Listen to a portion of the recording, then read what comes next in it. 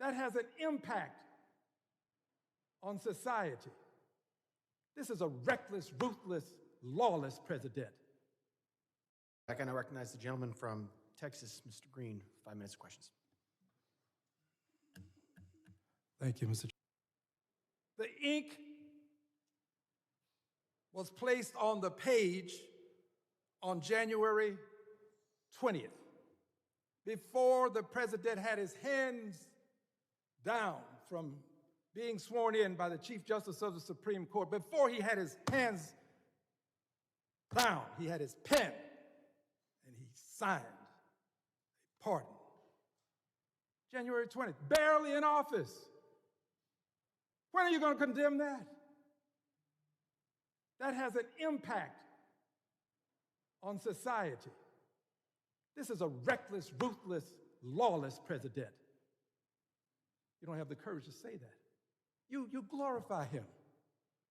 This is the president who stood in the chambers of the United States House of Representatives, or actually it's the Capitol building, and called Democrats lunatics. No reprimand, no sanctions against the president. Lunatics.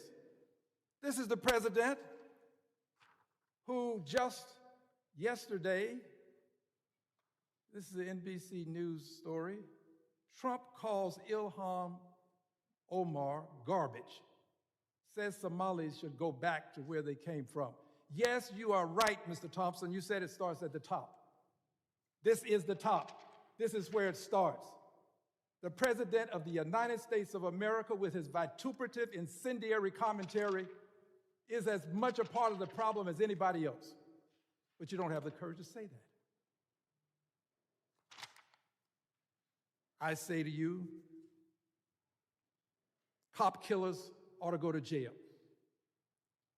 I have no reason to want to see cop killers walk the street. People who shoot National Guard persons walk the street. They ought to be punished to the fullest extent that the law allows.